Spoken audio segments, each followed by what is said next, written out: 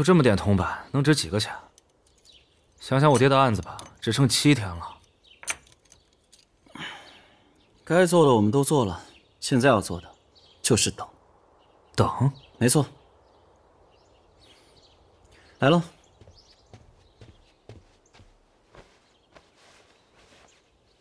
就是磨粉，没有错。白姑娘，这磨粉是什么？一种江湖术士行骗用的粉末，用磷和石灰混合而成，遇水则燃。遇水则燃，阴兵借粮那天下大雨。谜底解开了，我爹有救了，宋子。子方，你先冷静一点。有些事情谁都明白，这粮食无缘无故起火，肯定是被人动了手脚。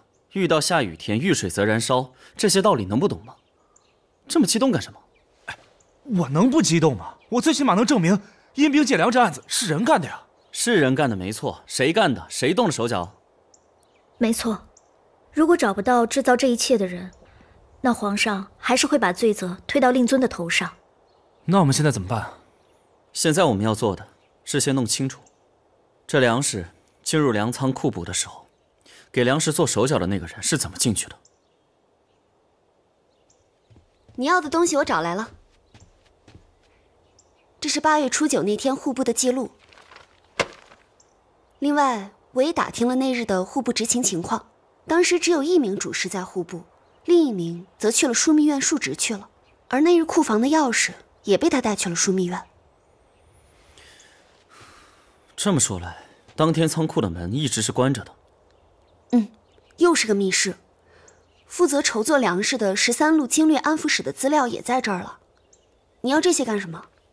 这些对我来说非常重要。现在这个案子，我已经有些眉目了。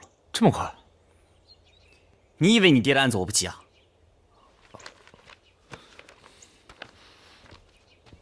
小姐，宋公子，瑞王派了个人进来，说是有要紧的事情。瑞王？燕坟内及屋下传殡尸，余出开差，取尸于光明处，地上验之。宋词，洗冤集录。快点，把尸体放好。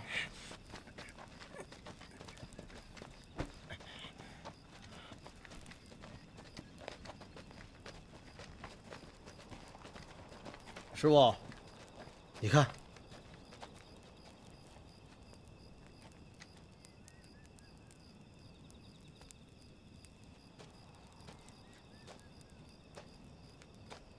堂堂大宋京城的北山，居然会有如此惨案！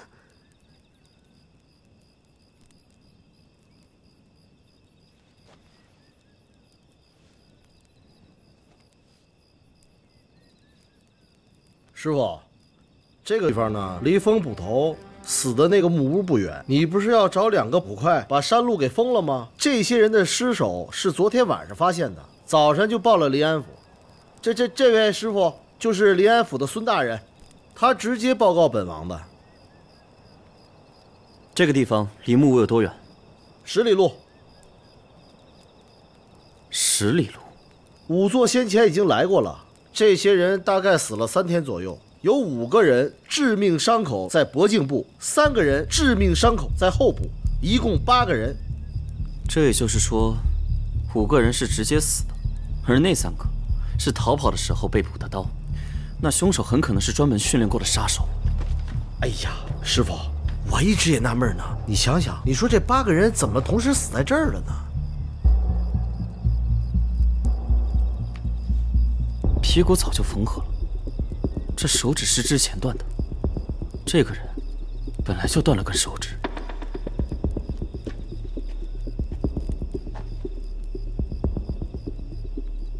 师傅，你快看，这断了2根儿。什么？2根儿。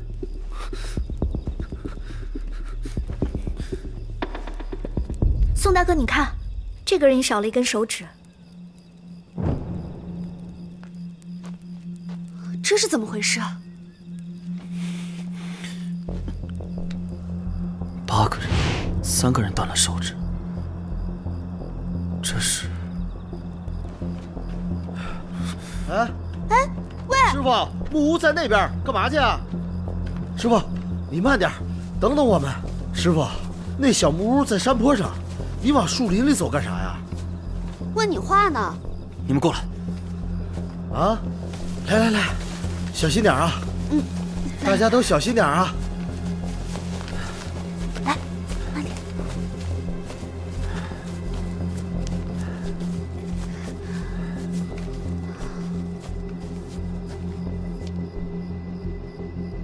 这里有什么呀？不就是砍柴的人把树都给砍断了？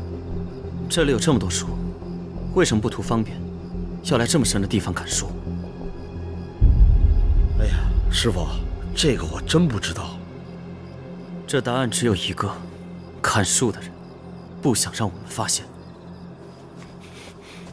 哎，师傅，你往哪儿去啊？木屋。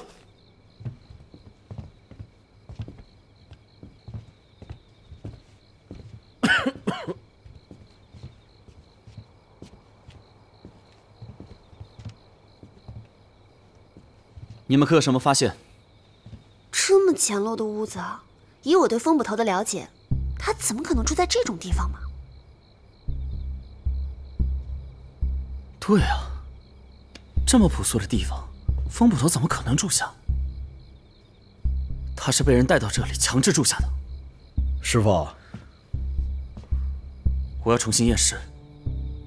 这风捕头可能不是意外，是他杀。小六，这事需要得到你的支持。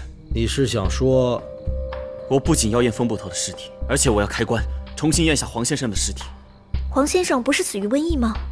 如果我没猜错的话，这黄先生和风捕头一样，都不是意外，而且他们死的地方都有死亡国度的标志。如果说他们都不是自然死亡的话，那死亡国度那些蛊惑人心的话，就不攻自破了，是吧？死亡国度蛊惑人心的说辞是什么？已经死去的礼部尚书崔明喜留下的文字里记载着，那个神秘的死亡国度的国主要带领着每一个虔诚者前往永存不亡的国度，只要舍弃尘世之躯，就可以获得灵魂的永生。真能吹！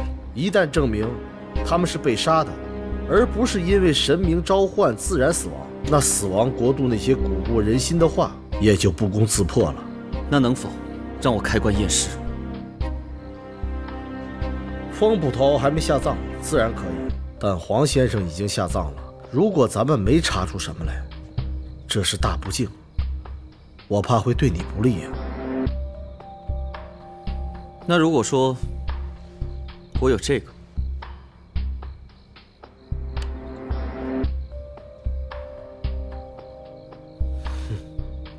师傅，这个太管用了，就算没查出来也没事儿。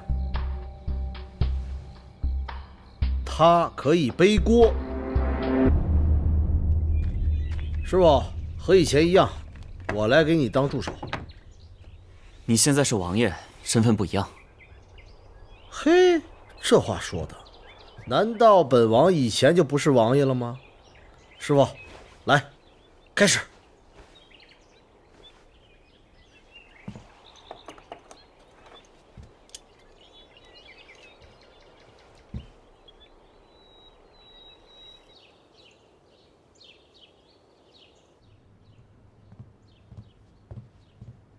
爹。啊，菲儿，你来了。爹，宋慈和韩父那边已经见过面了，那个韩父还是使了些手段，用李太的命去威胁宋慈，先去调查阴兵借粮那个案子。那我们这边，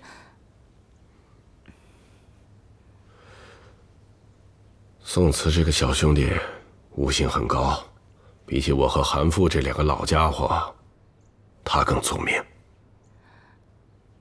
爹，我不太明白你说的。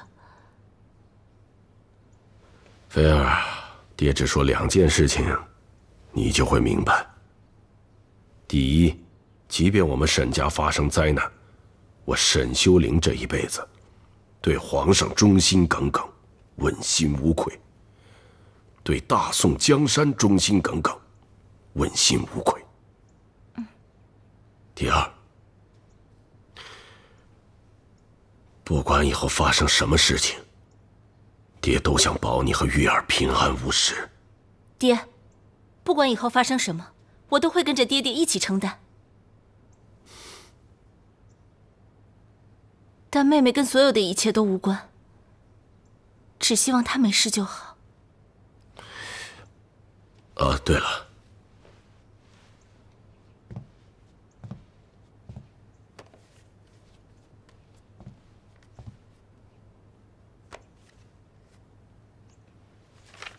这是我准备敬呈皇上的奏折。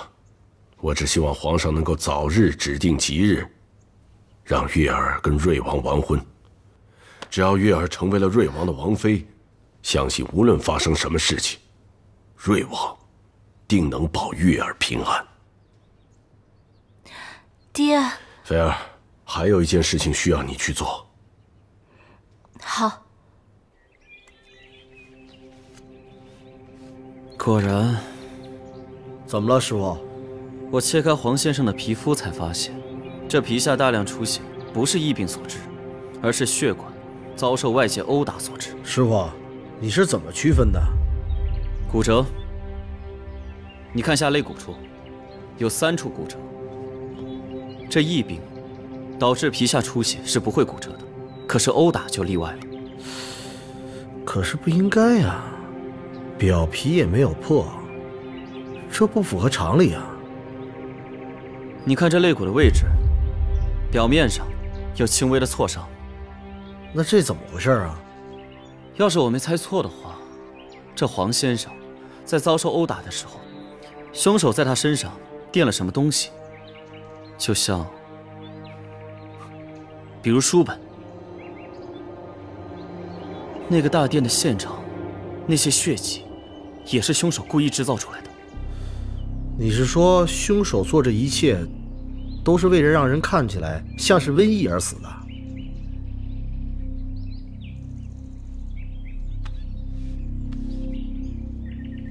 师傅，你找什么呢？无论是骨折还是皮下大量出血，那都不是致死伤。这身上又没有伤口，致死伤在哪儿呢？小亮，看这。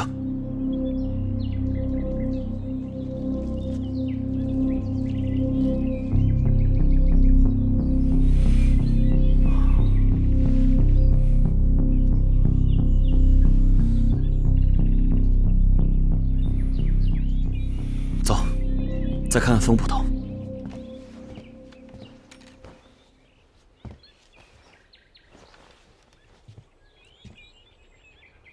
哎，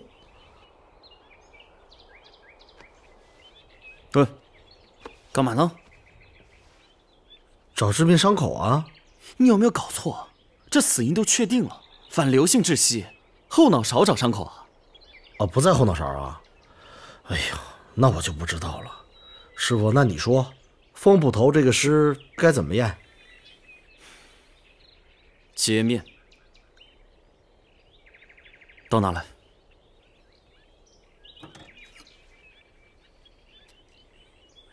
拿这把刀，把他的面孔揭开，看看口腔内部的情况。师傅，你不会这么变态吧？我这是为了破案。不是，哎，这么丑干嘛？啊？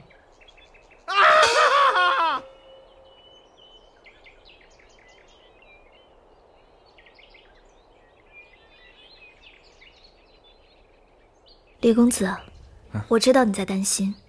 但验尸是宋大哥破案的绝活，他之所以可以承担这份责任，我想他应该有十足的把握吧。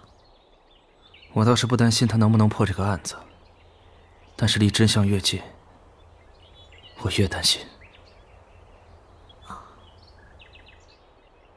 这里这么多人，凶手的势力有多大？你能保证他们中间没有凶手的人吗？所以想，不，瑞王要和他站在一起。这就是告诉所有人，谁敢动宋慈，就是动他瑞王。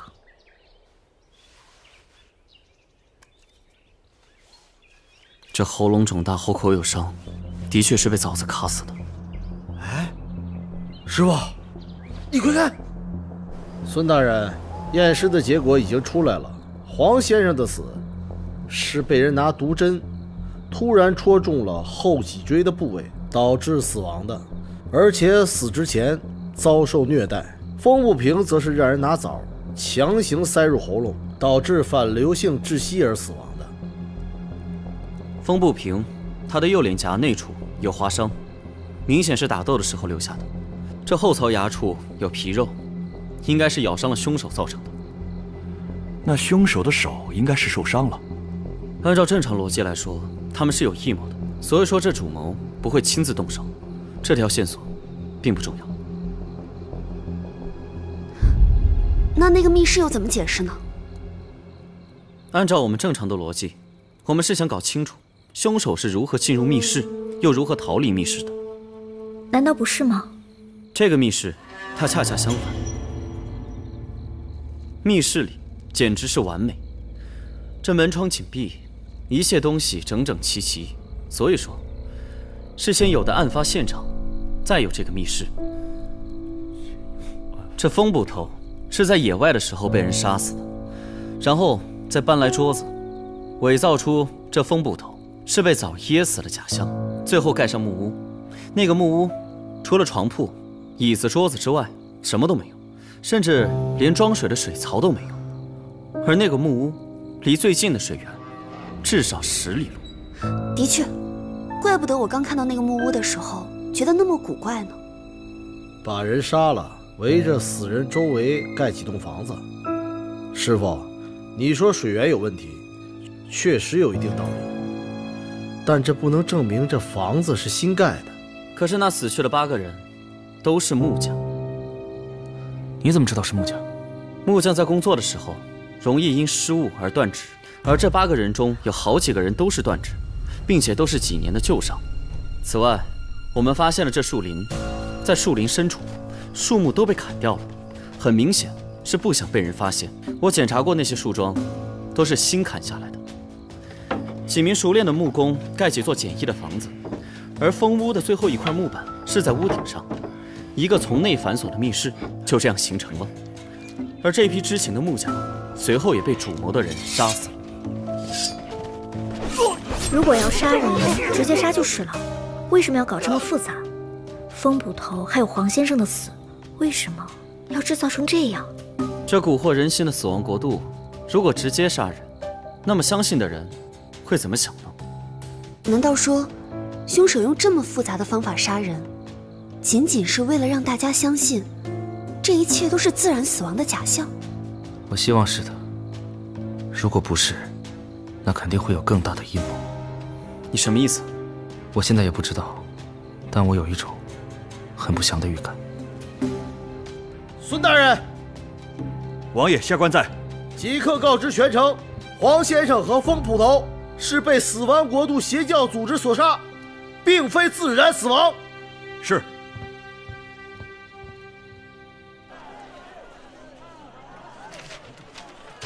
原来黄先生不是自然死亡呀！我就说这个死亡国度肯定是假的。现在阴兵借粮这个案子只剩5天了，我们该怎么查？这首先，我们就当这2个案子是有关联的，把2个案子当成一个案子查，共享所有线索。一旦我们发现了新的突破口，两边都要同时查，不遗漏任何信息。我已经让小神婆去调查那5位死去的大臣，我相信他们活着的时候，一定经历了什么不一样的事情。那我需要做什么？子枫，你也有任务。这小神婆查到，阴兵借粮负责押送粮草，天下13路经略安抚使的所有资料。你呢，负责去比对这些资料，包括查他们的同门、他们的学生以及他们的朋友，每个都要查。我不相信每个经略安抚使都有问题，但我相信问题出现在极个别人中。放心吧，交给我这事儿。那我呢？你陪我留下来，参加婚礼。这是不是太快了？这也太快了吧！哦，我说的是别人的婚礼。啊？今晚是白虎钱庄吕承平纳妾的日子，他请了所有人轮流吃席，我们呢也进去混一顿吃的。原来就是想去混顿吃的。你这话说的，我们这次去是为了阴兵借粮一案。我在吕掌柜那里找到了户部仓库密室的突破口，想趁今晚这个机会去确认一下。好吧，那我陪你去。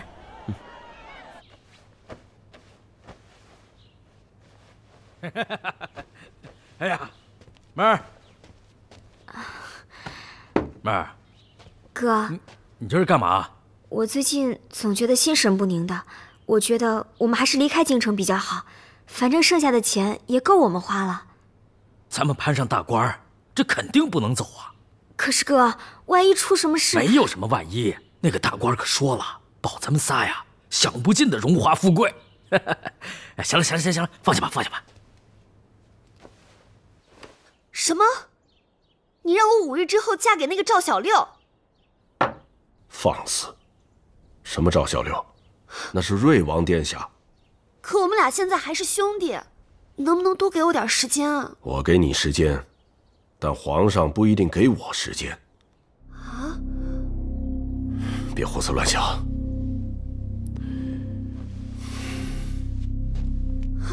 姐，这到底怎么回事啊？你别问了，准备下吧。好。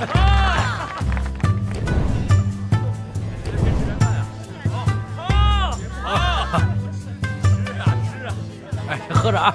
来，好不好？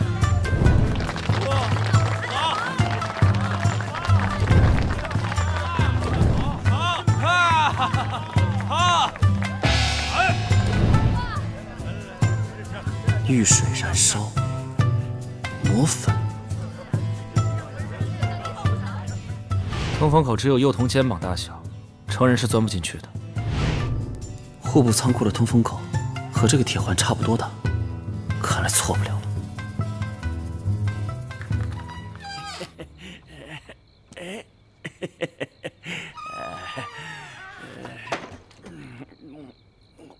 娘子，我来了。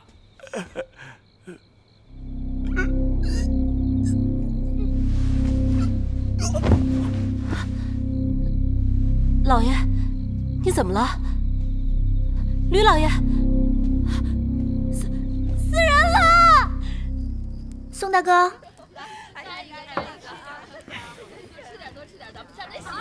宋大哥，你不是说要找线索吗？已经找到了。啊？就是台上那3个人。你看到台上那个大汉了吗？他喷的那个，应该就是魔粉吧。再看那个少女，记不记得我跟你说过，那个粮仓的通风口，其他人钻不进去，但他肯定可以。等表演结束，我们就去找他。好。哎，工匠，哎，怎么了？他出事了。啥？掌柜的出事了，快带我去！快走！我去看看情况。好，来吃吃。老爷，你谁呀？这是太傅大人的令牌，我是替太傅大人做事的。公子，是谁第一个发现吕掌柜死的？是新娘子。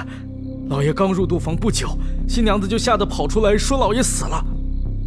那这新娘人呢？我们也不知道是不是新娘害了老爷，所以我们暂且把新娘子关在了柴房。柴房在哪儿？带我去看看。是，你看着老爷。好。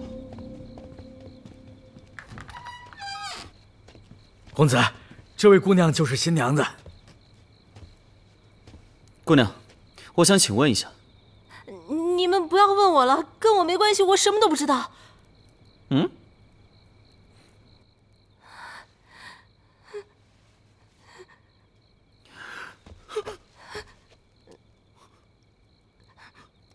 姐，你……宋慈兄弟，吕掌柜死了，令姐作为唯一在场的人，在没有查清吕掌柜是否被人谋害之前，令姐是不可以随意走动的。我杀了他？我疯了吧？吕老爷可是京城首富，你知不知道我费了多大的劲才嫁给他？我爱他还来不及呢，我怎么可能？你快给我说一说呀！爹，青姐不会的。宋慈，你放心，有我在，没有人敢难为你姐姐。只是，她暂时需要住在我府上，不能离开，直到案子查明。二位大人，能否借一步说话？这么说，吕掌柜的尸体你已经检查过了？是的，吕老爷是中了河豚毒素而死。这种毒不会当场发作，有延迟性，通常是中毒1个时辰后发作。吕老爷离开宴席后，不到1炷香时间就死了，可以排除他在洞房内被投毒的可能性。所以吕老爷中毒一定是在婚礼宴席上，而我姐那天一整日都在有人护卫的洞房内，所以她根本就没有作案时间。故而我敢保证，杀人这种事情她是绝对不会做出来的。还请沈大人给我一个找出真凶的机会。这京城如今不太平啊，这接二连三的死人，我看我这个府尹也是干到头了。孙大人稍安勿躁，我相信宋慈小兄弟一定会找到凶手。我一定会尽快查明真相。二位大人，我需要去吕府再逛一逛。需不需要我派一些人手给你？凶手在暗处，我们在明处，人手太多，难免眼杂，不必了。告辞。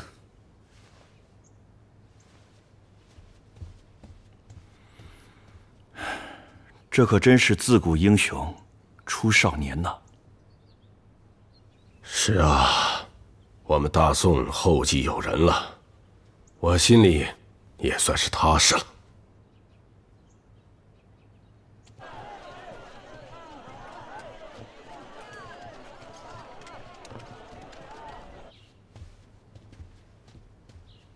找了这么久，也没找到什么证据，是不是跟你想的不一样啊？要想给吕承平下毒，我觉得肯定是在他结婚那天。我们把婚礼上这些人挨个调查一遍，应该能找到凶手。我和白姑娘随随便便就混进了婚礼，他们想混进来个人很难吗？而且这个吕承平也可能是死于仇杀，不一定是死于死亡国度。那还在这找什么？在婚礼那天，吕府上邀请过阴兵借粮的嫌疑人，我们也许可以在此发现阴兵借粮的线索。白姑娘跟我说了，那3个演戏法的。没错，我已经让白姑娘去打听了那3个人的住所。如果这里也能有什么新发现，那案子一定会取得突破性的进展。宋慈，你猜对了，这2起案子确实有关联。哎，白姑娘，白姑娘，怎么样了？查到那3个跑江湖住的地方了，就在城郊3里外的村子。这么远啊？嗯，宋大哥，我们什么时候动手啊？需不需要带些人啊？带什么人呢？这临安城内都不知道谁是敌，谁是友。至少瑞王是我们的人吧？瑞王目标太大了，这件事情我不想把他卷进来。可是总得找一个会武功的吧？我们3个人都不会武功，万一打起来多危险啊！我觉得白姑娘说的对，要不把沈姑娘也叫上？不可，沈姑娘如果参与了，那这沈大人就知道了。我们目前的调查进度，知道的人还是越少越好。可是我们3个人，原来你们在这儿啊！尹姑娘，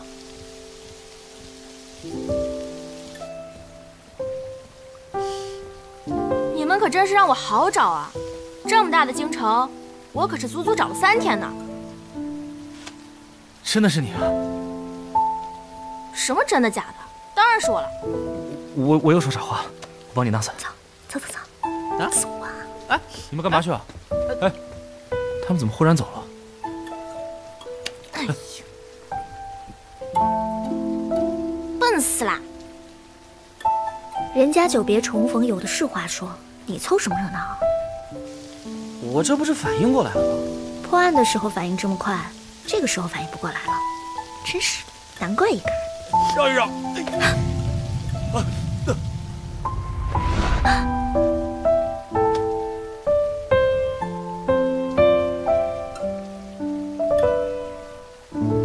你看，我还是反应敏捷的嘛。我有事先走。啊，三你不要了。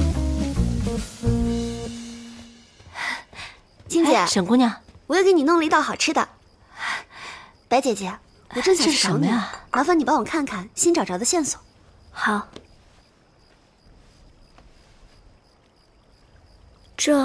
这不是西域的马草吗？啊，我都不知道这是什么。姐姐你怎么知道的？我之前偶遇了一个西域的商人，卖给过我一桌，说是在酿酒的时候放那么一点点，酒的味道会比之前的要好，而且喝完之后还想再喝。哦，我知道了，所以这其实就是一种会让人上瘾的草药吧？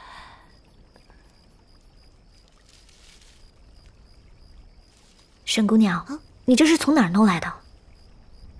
别紧张，一会儿入戏一点。我有一种特别不好的预感。乌鸦嘴！有人吗？我们是白虎钱庄吕老爷家的。不好，有血腥味儿。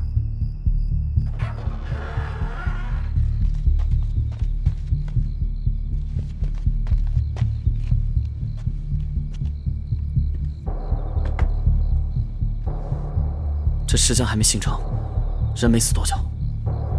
茶也是热的。你去找下他们的行李。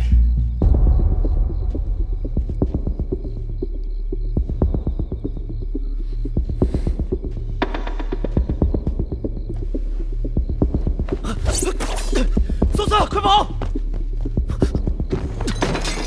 走！